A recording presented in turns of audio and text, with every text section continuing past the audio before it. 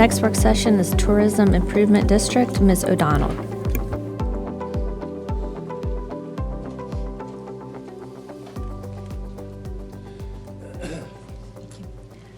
Good afternoon, Chairman, members of the board. Thanks for having me here today. Thank you. Thank you, Mr. Holland. Glad to be here to share with you the details of the opportunity before us with the Tourism Improvement District. We've talked about this before, but this will go into some more detail and then be happy to answer any questions for you. So as you all know, we are speaking of the pandemic that Mr. Holland just brought up. We are recovering quite well in our community from the pandemic, which is a good thing, but there's also more room for us to grow. And we know tourism is important because it supports quality of life and jobs in our economy. In our region, we actually outperform the nation in people staying in hotels, which is really interesting. And this is what this program is all about, is leveraging our hotel visitors to drive more resources, to drive more visitation. We have recovered, thankfully, from COVID. We're back to pre-COVID levels when it comes to hotel occupancy and room tax collection, so that's great news. But we still have room in our hotels for more visitors. And when you look at how we trend against the nation, the blue portion of the circle is visiting friends and family. So the number one reason people go almost anywhere is to visit friends and family. And that's wonderful that we have such a strong market here. We know that our residents love living here and invite their friends and family, and we want that to continue. The green bar is marketable trips, meaning people who come here just for vacation, for leisure, without knowing anyone. And that is where we're lower than the national average, and the opportunity that we have to grow that portion of the tourism market share through marketing and advertising. When you look at our competitors, it's a little bit difficult to read, but when we did our tourism master plan a few years ago, we benchmarked against some competitive cities.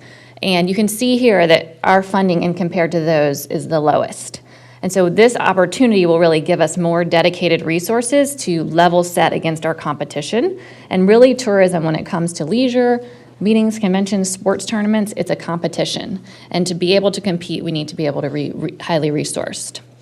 At the same group of competitors, when we look at their room tax, we're below most of them, and many of them are actually higher now because they also have the Tourism Improvement District fees as well.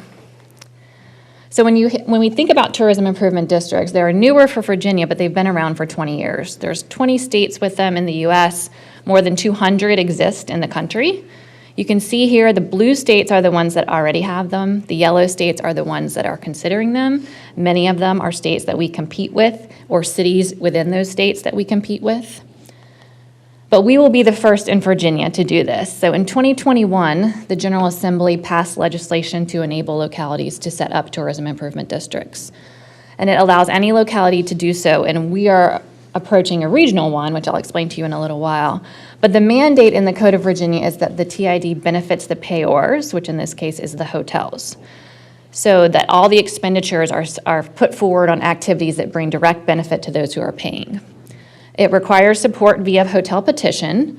The petitions are signed by the hotels in which the jurisdiction is located, and there needs to be 51% or more per the code petitions in favor of it based on revenue contributed to the fund. So not number of rooms or hotels, but the revenue contributed. So when we were thinking about a TID, this has been going on for over a year and a half now. We really wanted the hotel community to lead the way in how this is set up. So this is the steering committee that helped guide what the TID looks like that you'll have before you. Representation from around the region and varying tourism attractions. And they landed on this purpose, which is really to drive visitation and hotel occupancy to the entire Richmond region with this, again, a dedicated fund for marketing and sales activities that not only benefit the hotels, but the entire community, because when people stay in our hotels, they eat in our restaurants, shop in our shops, visit museums and attractions, and support the entire ecosystem. So our TID would be Chesterfield, Hanover, Henrico, Richmond, Colonial Heights, and Ashland. So each jurisdiction would pass a TID, but it would act as one regional TID, so all the funds would come together. It would be assessed on lodging properties with 41 rooms or more located within those jurisdictions with a 2% fee that would be added onto the guest room folio. And the term would be 10 years. The way that it will be governed, and this is really what the hotels love the most about this, is that it will be governed by the hotel community. So they'll really be driving how the money is spent every year. We'll be updating Richmond Region Tourism's bylaws to add a subcommittee of our board of directors that will govern the TID. The chair of that committee will then hold a seat on Richmond Region Tourism's board. And we'll have a minimum of 9 hotel operators or owners and a maximum of 11, with every locality represented, 2/3 of the larger hotels and 1/3 of the smaller hotels. So we'll be able to have a great regional and size representation. And then the board chair of Richmond Region Tourism and the CEO would have a non-voting seat on this governance committee. And they would really be tasked with working closely with us every year to approve an annual work plan and key performance indicators of the TID. So there's an overall service plan that outlines the allowable expenditures, but they're fairly broad. So each year we would want to come up with a very specific work plan that's driven by the market. So the hotels will be telling us what need periods they have, what times of year they need additional marketing, and then we will work together on a plan to support that. And then they would conduct an audit of the TID expenses every year. So this is the structure. We have not set the committee members yet. That will be coming in the future after we get through some of these processes with the localities. There are a lot of opportunities of what we could do with the TID funds. One of them is leveraging new and existing sports facilities. You all have heard many times from us and from our friends at Sportsbackers and others how important sports tourism is for our region. But sports tourism costs money. There are fees to bid on these events, there are fees to host the events, and so the more resources that we have, the better we'll be able to leverage the facility development and enhancement that you're doing at River City Sportsplex, the VCU Multipurpose Center, Pocahontas State Park, other facilities around the region that will book hotels here. It's a great opportunity for us to continue the momentum that we've had with sports tourism. It will also allow us to create an incentive fund for high-profile events that we can't currently afford to bid on. When we look on the meetings and convention side of things, very similar. It will allow us to create some customized incentive programs for meeting planners or to host more industry conventions. Mr. Winslow's been to some of our industry conventions before. Those are expensive to host, but it's a great opportunity to bring organizers and rights holders and meeting planners here, so we would love to do more of that. And again, it will be benefiting the hotel properties and amenities that you all will be having online in Chesterfield in the future. And then on the leisure side, as I mentioned before, we want to move that green bar in the circle, more people coming here for vacation. So this could increase our leisure advertising by at least $2 million a year. And for perspective, we usually have $500,000 to $800,000 to work with. So it's really an increase in the amount of money that we can spend to get the Richmond region on the consideration set for people for vacation. We could expand our marketing to 6 or 7 hours away from about 4 now. We could increase to destinations that have direct flights. We keep adding great flights at our airport, and so we want those people to come here. And if we have more dollars, we can promote our region to those folks. And campaigns with online travel agencies such as Expedia, et cetera. And we know our marketing works, and we're able to track that in a very sophisticated way. Mr. Holland sees this at our board reports every other month, and so just with more investment, more people coming here. And then there's some interesting targeted promotions we can do around sustainability, around motor coach tour with the big buses that come, accessibility, workforce development, and we will also be covering membership to the Virginia Restaurant Lodging Travel Association for every hotel within the TID. So when we look at what this will look like for our region, the projected budget for the first year based on the 2% would be $8 million. Chesterfield's estimated collections are around $1.7 million. You can see how the expenditures would break out in this chart here. Again, this was driven by the steering committee. The 60% will be spent on the sales and marketing type of activities that I was just mentioning. 30% would go into a contingency and reserve, which again allows us to save up for those high-profile events, whether they're sports tournaments or meetings and conventions that have extensive and expensive fees to bid on and to host. And then the rest would be administration and operations, which would help Richmond Region Tourism execute all of this, a little bit of additional staff and things like that. So the process has been, as I said, an extensive one. We had the steering committee that led the way on this. We've had discussions with all of you all in your administrations. We've had many, many engagements with hotels across the region to get their buy-in. And then the petitioning process, which launched last fall, and now we're here. So with governments, and we're doing this, of course, in all 6 jurisdictions. So in terms of the hotel petition process in Chesterfield, there are 43 hotels with more than 41 rooms. Of those, 29 of those owners signed the petition, which represents 68% support of the TID, again, based on the revenue that they'll be contributing to the fund. And if you remember, we just have to have a minimum of 51%. So we feel very strong about the 68%, that there's overwhelming support from the hotel community to move forward with this. So the next steps are today, there will be a resolution of intent for you to consider. And should you pass that, then we would have a public hearing on March 22nd when you could hear from the public on this opportunity.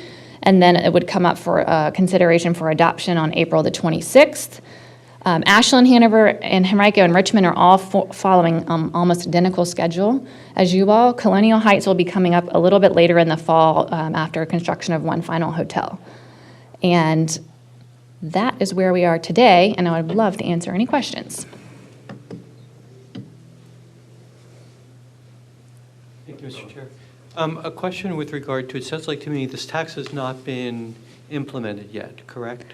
Correct. It's a fee that would be implemented July 1st, should all of these initiatives pass. Do you think that folks would potentially say, we're not going to come to the Richmond area because the TID tax exists? I don't. And we work with a consultant that helps us put this together, and they have helped a lot of TIDs around the country, and they have data that shows that that's not something that happens, that people don't decide not to come somewhere because of a 2% fee. And especially because our region, we're all doing this together, each jurisdiction is doing it, so there won't be a competitive advantage against a neighbor since the entire region that we represent will be participating. Mm-hmm. So, I noticed Nevada was not one of the places there that has a TID. Mm-hmm. I can't imagine for a moment that someone would be saying, well, we're going to go one place versus another simply because the tax is there. But, so what I'm hearing you saying is, look, it's really about the attraction of what Richmond and the whole area is about than it is about taxes. Correct. Okay, thank Correct. you. Thank you.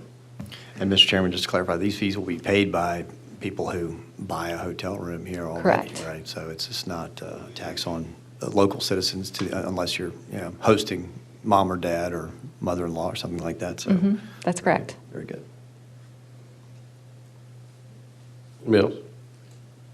Yes, Mr. Chairman, I want to take this opportunity to thank Ms. O'Donnell for her leadership in this area, because serving on the Richmond Region Tourism Board, I see these numbers each and every day, and this is an area that is really hot for sports tourism. A lot of people come here, and folk come here and are so happy they move here. We have CEOs moving here with their families, which is really great for our region. It shows that we have a lot here to offer, and we heard that word earlier, quality of life, with our Parks and Rec, which is a part of that. So I just want to applaud you for your leadership and for what we're doing. And I'm so pleased to see that the hotel community is leading the effort. They're leading it, which is rare to see. So thank you for your efforts, and thanks for being here today. And I'm very supportive of this initiative as we continue to move the region forward and to enhance the quality of life. And sometimes we don't think about that, but when we have others come and spend money here in this region, in Chesterfield, it makes a difference for our citizens. And so thank you for your leadership again. Thanks for being here today. Thank you. Dr. Casey. If it just helps supplement the presentation, 2 things. One is the Greater Richmond Convention Center Authority did something similar within its own budget because it was pulling the precious resources of RRT towards incentivizing convention center events, and that wasn't right necessarily for the region. So the Convention Center Authority itself has supplemented the RRT budget for those incentives and deals that are needed to benefit the convention center. So in some ways it mirrors a little bit of this because the 1.7 million we have, and I've talked to a few of the owners of the 29 that signed the petition, if you will, we're going to have representation, it goes without saying, as part of that committee.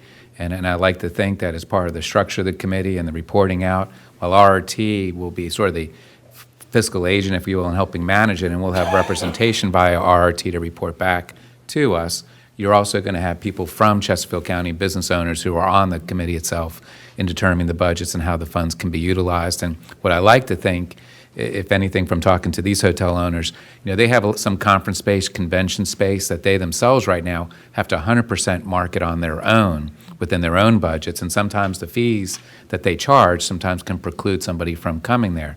Well, this whole incentive fund is meant to do two things. One, bring the marketing out from these hotels. So if a place in Chesterfield has 5,000 square feet of space, then it's going to be part of a marketing program. And then when it comes to use that space, hopefully, again, the pressures on the business and having to support that will also be alleviated. So that's the win-win from the hotel owner's perspective. And it goes without saying, if the convention space is full in Chesterfield, and most of the new hotels being constructed in Chesterfield have some sort of convention space and growing in square footage, that's the win-win that they're looking for.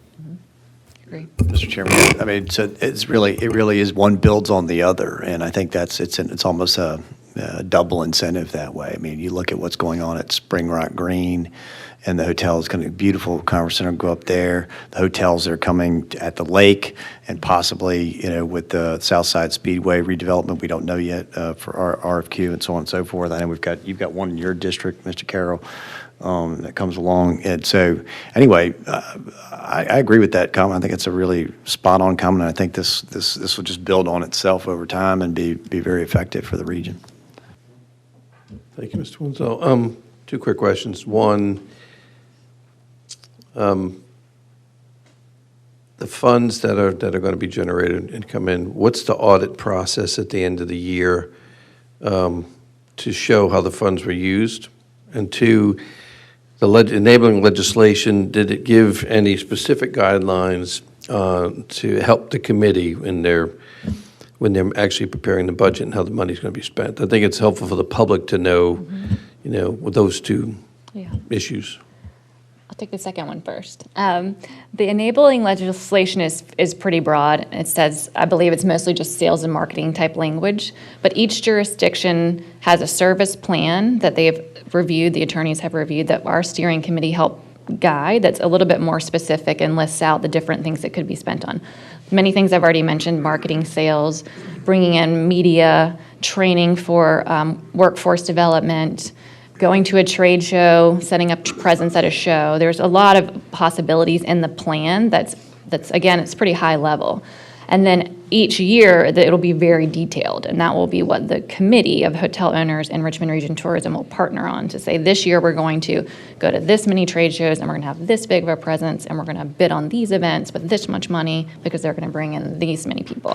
It will be much more granular every year. So does that sort of answer your question for the second part? Except for the second part, it does. Yes, and so for the auditing process, that we have not determined exactly how we will do it. We're audited every year at Richmond Region Tourism already, so we may end up just using the same auditors.